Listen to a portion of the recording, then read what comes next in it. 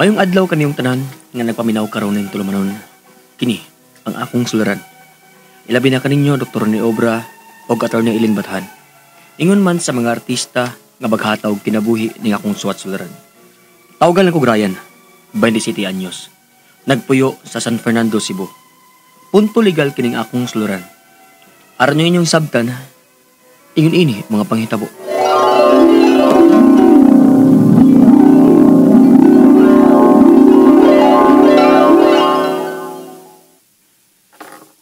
Mao ba, nak? Naghuwat na lang kas imong schedule nga makasampa kas barko? O ma? Nalipay kay kunak sa imong balita. Nahibaw ko nga maog yun ni imong gusto nga mahimong cook sa usa ka barko. Busa, good luck, nak. Salamat ma. Unya si Angie nga imong uyab, nahibaw na ba siya bahin ini? Ako pang sultihan ma.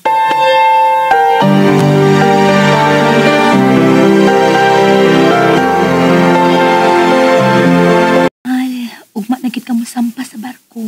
Taod-taod kitang dili magkita. Mahal, ayaw ka pala kagod. Pwede mo yabunta magtawag-tawag. Na may video call. Basta baya tawagi baya kit ko. Kung dili ka busy ha. Siyempre mahal. Basta ha, amping din Oh, og ikaw pag-amping sa dito kay wa baya mi dito. Mag-amping ko dito mahal para nimo. Og inigulit na ako puhon. Magpakasal na ta. Isaad ko na mo. Salamat, mahal.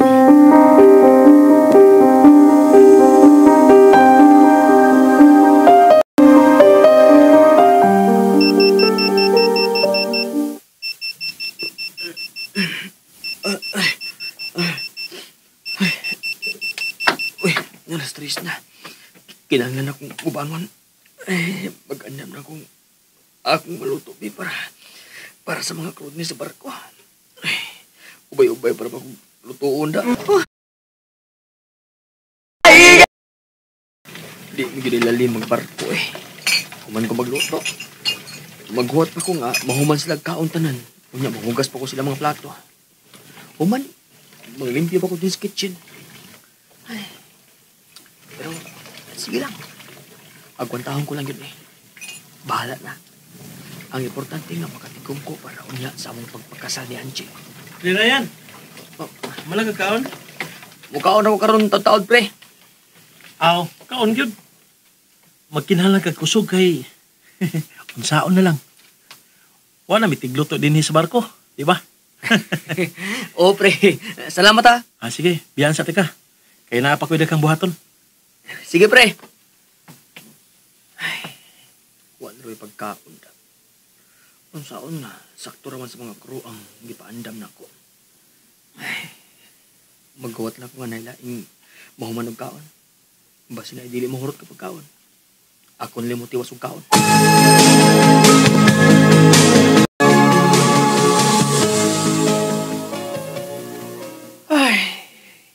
Managbuwas tanan akong buhaton nun din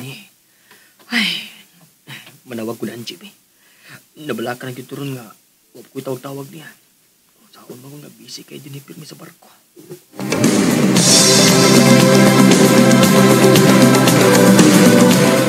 Sabi na kong ikalimta lang po niyo mo. Dili na may tabo, mahal. Pasensya lang yun kung karamo ko makatawag ni mo. Kung saan magod mahal nga, busy magod kayo permitin sa barko. Mao ba? Niyon sa man, nagkakaon kag darong diha, mahal. Ha? Oo. Nagkakaon naman ko, mahal. Mahal, sige na ha. Kinahanglan akong matugay.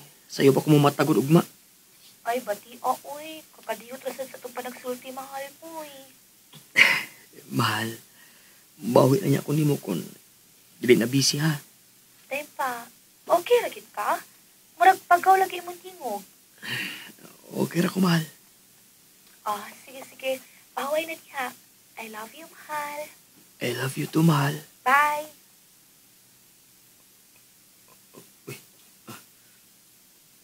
Nga naman ko. Mura man ko nalipong.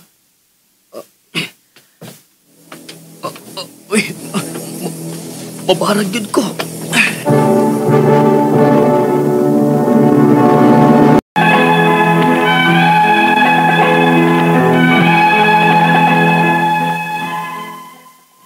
Lidagan yung pila ka adlaw na nakabantay kong sigong nagmalibong.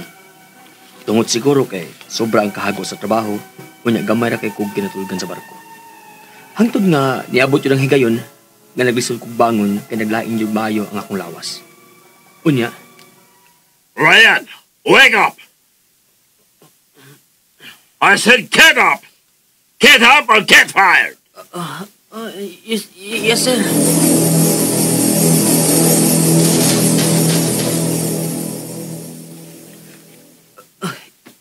Kalain sa kong lawas eh. Mura mong katumbahon. Thomas! Hurry up! Sukaon man ko. Masukaan ako mga pagkaon. Dili. Masukaan nyo na. Oh, what the? Are you stupid? Ano yan? Sino taon mo? Ginoo ko. Unsa man ka?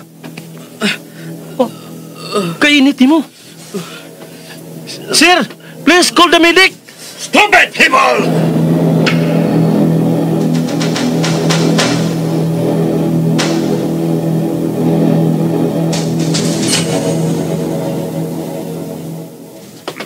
Here's the result of your medical test. You are not fit to work here. Here's the ticket back to the Solomons. But sir, you cannot do that. I have a contract here. Based on the result of your medical test, you have a disease of unknown origin. You cannot work here. Dili man sa siguro na sakto inyo. Sir, I got sick because I work many things.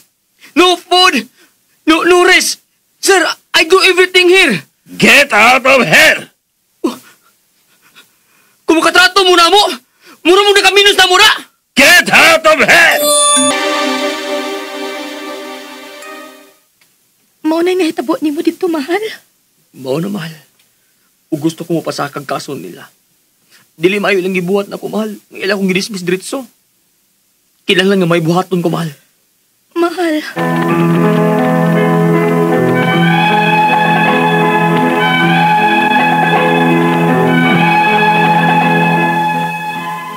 Wagod ko'y nabuhat. O gipapauli jud ko nila sa Pinas bisag pa panahuman akong kontrata. Ang ako mga pangutana mao kining mosunod. Unang pangutana. Human ko nakauli sa Pinas. Niditso dayon ko sa akong agency. Pero pag adto nako, gaingnan lang ko nga kusog daw kay kung magimuhimo og istorya para lang kuno makahut-hut og kwarta. Sakto ba gud ay nga ila kong gipapahawa bisag pa mahuman akong kontrata? Ikaduhang pangutana. Gibutan nila sa akong seaman's booklet nga nisugot ko nga mapauli sa Pinas bisag wa. Ug wa sa jud ko'y gipirmahan. Gusto ba lang gibuhat? Unsa may akong angay buhaton? Unsa man nga government agency ang pwede makatabang nako? Ikatulong pangutana. Pag uli na ako sa Pinas, nagpasikan opinion jud ko kay katong naapa ko sa barko. Wa sila klarong explanation sa akong medical test ug ang ilang gisulti nga nako na ko'y sakit nga makatakod bisan wa. Og niagri ra sad ang agency pag doon ako nila. Gusto ba gud na nga i-dismiss ko lang diretso? Unsa mga kaso ang pwede na akong ipasaka batok nila? Feeling magud nako nga naagyo sila nalapas sa balaod sa akong pagpanarbaho isip trabahante. Ikaupat og katapusang pangutana. Kung magpasaka sa kong kaso, unsa may kinahanglanon nako o unsa may angay na akong andamon? Magkinahanglan ba kong witness? Dako ba ang posibilidad nga mudaog ko? Palihog, tabanging tambagi ko. Kini, ang akong sularan, Ryan. Maayong adlaw mga suking tigpaminaw kini si Attorney Elaine Bathan and ako ang muhatag ninyo og tambag tubag solusyon kalinawan sa inyong mga pangutana, mga problema na may punto legal, personal, emotional, psychological nga mga pangutana, problema mga giagian natos kinabuhi ay namug pagdugay-dugay ipadala ang inyong suwat sa suliran_612@yahoo.com or sa ato ang Facebook account nga kini ang Akong Suliran official writers page. Pwede sad atong ipadala sa 3rd floor Jose R. Martinez Building Osmeña Boulevard, Cebu City. Lain-lain klase-klaseng pamaagi kung unsaon ninyo pagpadala ang inyong suwat diri namo guys. Ay mog pagduha-duha, ay mog kaulaw, ay mog kaikog. Pagpadala sa inyong suwat ug mga suliran diri namo kitang tanan uy, naagyud tay mga bago, naatay mga problema, naatay mga giagian in life. Mauna nga kalma lang ta, no? Dasig lang, dili ta mawagtangan, dili ta angay mawagtangan og pag-asa. We should always be grateful and thankful. Di ta magmasulubon, di ta magmaoy, lumalabay raning tanan. Keep faith na aragyud ni solusyon. Usaana kaning ato ang programa. Muna padayon mi nga magpasalamat sa ato ang mga avid fans, sa ato ang mga avid listeners sa inyong padayon nga pagsalig ug pagsubaybay sa ato ang mga problema, sa ato ang programa, sa mga pangutana ug mga tubag nga inyong napamati nga naghinaot mi, no? Nga sa matag episode kada adlaw, Monday to Saturday, naagad mo'y makuha nga, dili lang pagtulunan, kundili inspirasyon o kadasig nga mo padayon sa inyong kinabuhi, sa ato ang panikay-sikay, no? Sa ato ang inadlaw-adlaw nga pag-atubang sa mga challenges nato in life. Ayaw mo pag-ingon nga, kamo na lang gyud malas kays nga tanan, dili gyud uy. Kibaw ba mo nga kanang inyuhang mga suwat, inyuhang mga suliran nga ipadala, that can be converted into a blessing the moment nga mahimuan na siya og tubag, no? Og ma-air na siya nganuman. Wa ta kabaw. Kung naabay giagian, naabay somebody nga similar og giagian ninyo nga tungod kay nakadungog sa inyuhang suwat, unya nakadungog pod sa tubag sa inyong mga pangutana, nahatagan sad silang inspirasyon, no? So na-converted into a blessing kay natubag mo, nakatabang pagid mo laing tao. So ipadalang gyud ang inyong mga suwat, ha? And greetings and a big thank you and shout out sa tanan nato mga likers and followers sa RMN na Facebook account, sa tanang mga naminaw nato pinaagian nga Facebook account. Thank you kaayo ninyo. And please like and follow me on Facebook, Elaine Tantengco Bathan, para magkita-kita pod ta, makibaw pud ko sa ato ang mga greeters ug likers. And a big shout out sa mga likers and followers sa kiniyang akong suliran official writers page. Hello to Princess DMs, to Rafael Hica, to Rufa Daligdig, kang Annabel B. Navarro, kang Mr. Jose Lopez, also to Nerj Hamak, kang EJ Mark Mananggit, Oljas, kang J.Il, kang Joseph Kagaanan, Yvette Samper, Iching Camelo Gila, ug kang Maria Teresa and Lolon Ando Lugitaw. Thank you kaayo for liking and following us on Facebook. Thank you kaayo for all your greetings, no? Kanang malipay kaayo ko tanaw o magbasa sa inyong mga likes, sa inyong mga posts. Thank you kaayo. Mita pa ko kisa pa to atong mga ipang greet to gato ang mga ipang like diri ha. Si Isidro Manimog, thank you. Si Iching Camelo Gila, kang kinsa pa ni? Oh, of course, no, Miss Jaja Herodes and kang Marlina Fortuna. Thank you kaayo ninyo.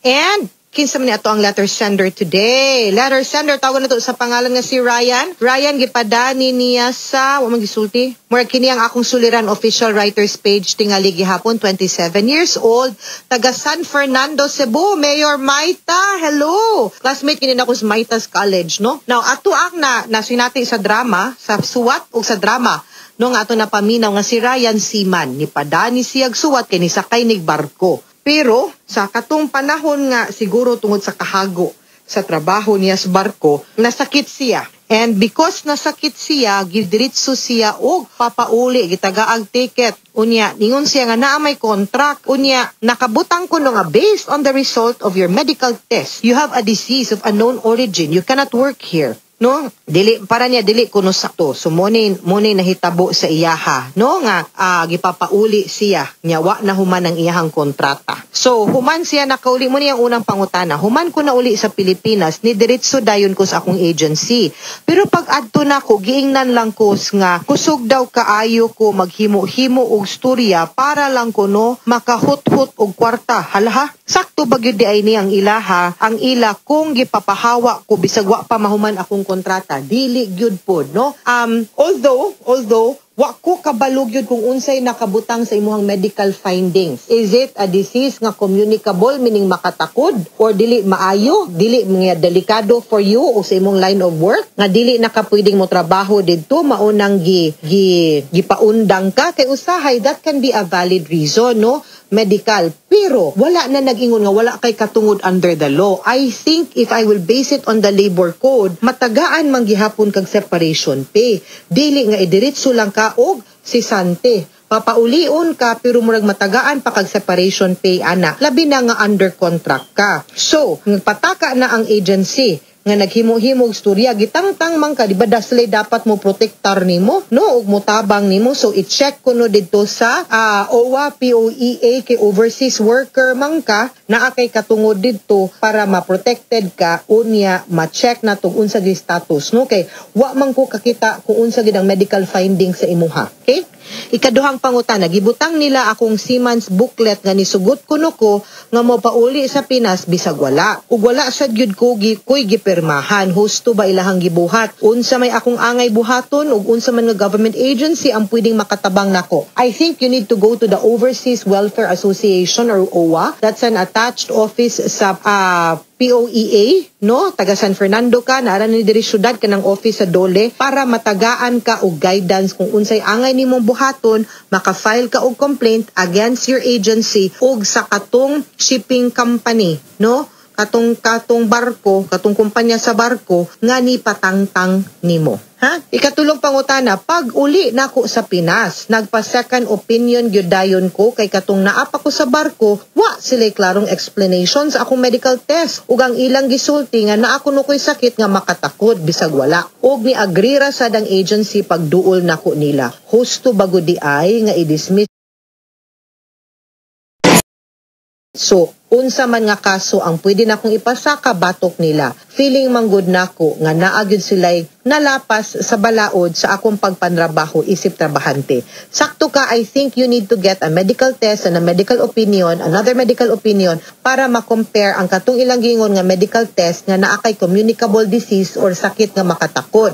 No, okay. Mo man ka na ilang gihimo nga basihan nga nung gipakanaog ka o gipapauli ka. Pero like I said, even if it's a communicable disease, even if it's a disease that will nga maka-prevent nimo from working sa pagpadayon og trabaho, dili na ingon nga wa kay madawat. I think dapat na agi hapon kay madawat, no, kay under contract man ka. So adto palihog sa POEA, but sakto ka get a second opinion sa imuhang sakit, no, para ato lang gyud pong masusi kung sakto ba yun. Kay it might be nga wa gyud kay sakit, so bad faith sila, then that can be an illegal dismissal. Pero kung naa gyud kay sakit tinuod, dili siya illegal dismissal kay valid man ang rason, di man gyud pug ka pwede mo trabaho kung naa gyud kay sakit tinuod nga makatakod, pero naghapon kay madawat, naghapon kay katungod. Okay? Ikaupat, ug katapusan nga pangutana, kung magpasaka kog kaso, unsa may kinahanglanon nako or unsa may angay nakong andamon?